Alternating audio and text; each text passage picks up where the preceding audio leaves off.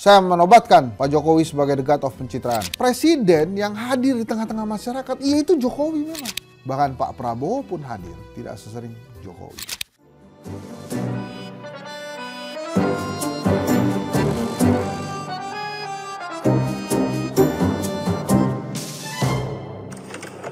Ya, memang saya di salah satu media sosial saya pernah mengatakan begini. Saya menobatkan Pak Jokowi sebagai the god of pencitraan. Karena memang dia luar biasa pencitraannya. Dan sebagai master atau suhu dari pencitraan, dia punya murid banyak. Salah satunya adalah Mas Gibran. Tapi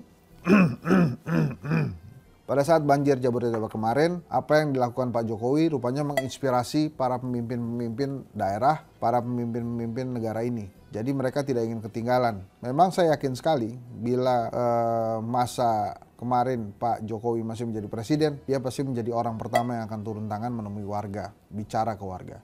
Ini yang tidak bisa kita pungkiri. Seorang Jokowi memang tubuhnya itu berada bersama rakyat. Dan itu harus diakui memang dia juaranya. Di YouTube saya misalnya, Hendri Satrio Olahensa, itu kalau kita tanya, apa harapan buat Pak Prabowo? Banyak yang menjawab, mudah-mudahan jadi kayak Jokowi. Kenapa Jokowi? Karena Jokowi hadir Pak, dia muncul. Nah itu yang selain pencitraan, tapi kenyataannya, presiden yang hadir di tengah-tengah masyarakat, iya itu Jokowi memang. SBY hadir tidak sesering Jokowi, Megawati hadir tidak sesering Jokowi, bahkan Pak Prabowo pun hadir tidak sesering Jokowi.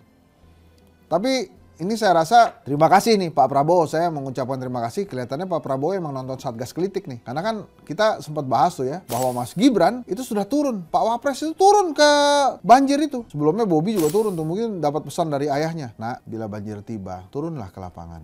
Nah, itu dilakukan oleh Mas Gibran tuh. Ya, walaupun ada insiden-insiden dan lain-lain ya teman-teman udah tahu lah ya.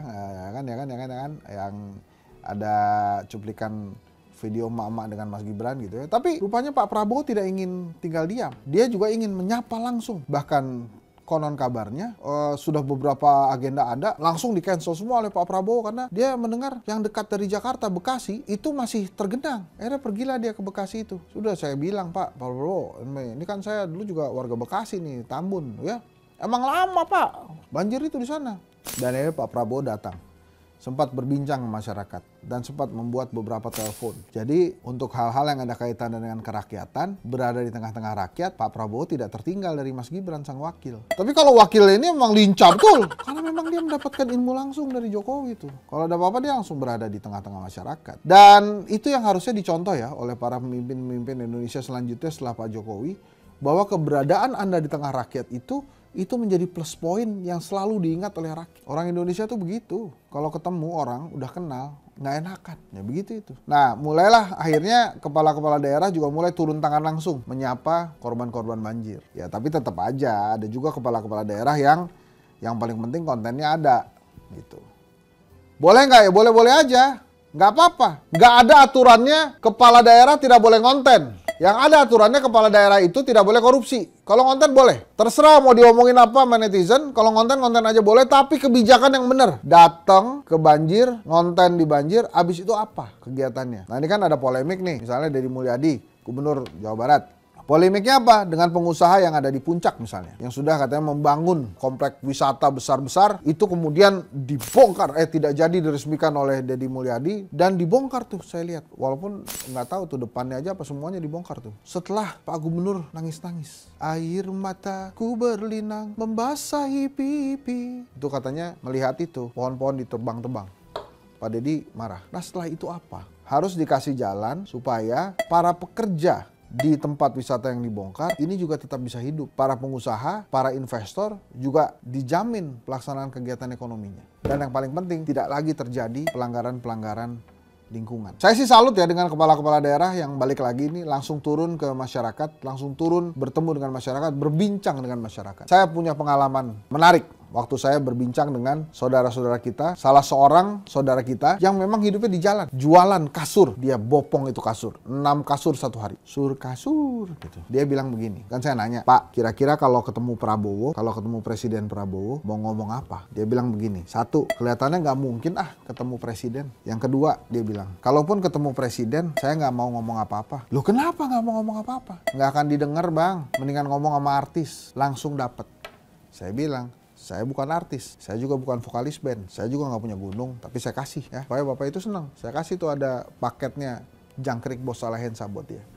Tapi yang menjadi garis bawah penting ini adalah bayangin, ada rakyat yang lebih memilih ketemu artis ketimbang ketemu dengan pejabat, ketimbang ketemu dengan wakil rakyat, ketimbang ketemu dengan pemimpinnya, ketimbang ketemu dengan presidennya. Kenapa? Karena di kepala dia percuma bicara dengan pejabat, nggak didengerin. Dia lebih memilih ketemu artis. Saya nggak tahu ya, kalau Ahmad Dhani kan artis juga, wakil rakyat juga. Itu dia masih pengen ketemu nggak ya? Atau nggak pengen ketemu Ahmad Dhani yang pakai jas wakil rakyat kali ya?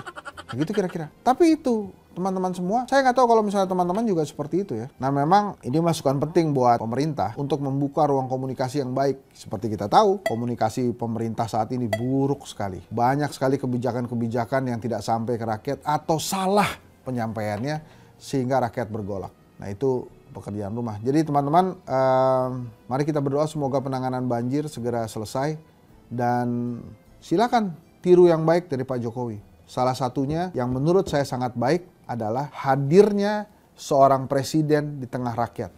Tubuhnya ada, terlepas kontroversi-kontroversi yang lain, terlepas hal-hal yang menjadi polemik-polemik tentang kebijakan-kebijakan Pak Jokowi, tapi harus kita akui, ya, kita saksikan bersama karena memang tubuh seorang Jokowi ada di masyarakat. Dan saat ini Pak Prabowo mengulang hal positif tadi. Pada saat rakyat susah, Prabowo tubuhnya ada di masyarakat, fisiknya ada di rakyat. Itu hal yang luar biasa. Semoga ada kebijakan-kebijakan yang segera menghapuskan atau menghilangkan, meminimalisir banjir. Di episode sebelumnya kami pernah mengusulkan program 3 juta rumah Pak Prabowo juga dialokasikan untuk para korban banjir, sehingga para korban banjir ini tidak lagi menempati tempat tinggal yang memang rawan banjir. Saya Henry Satrio, hanya di Satgas Kelitik jam 19 setiap hari Senin sampai Jumat hanya di YouTube TV One News. Sekali lagi silahkan komen, jangan lupa subscribe dan share ke teman-teman. Bila ada topik-topik yang ingin Anda bahas, dengan senang hati kami menerima, dan bila ada undangan-undangan silahkan disampaikan. Insya Allah kami akan hadir tengah masyarakat karena kami mencontoh Jokowi dan Prabowo hadir tengah-tengah rakyat. Assalamualaikum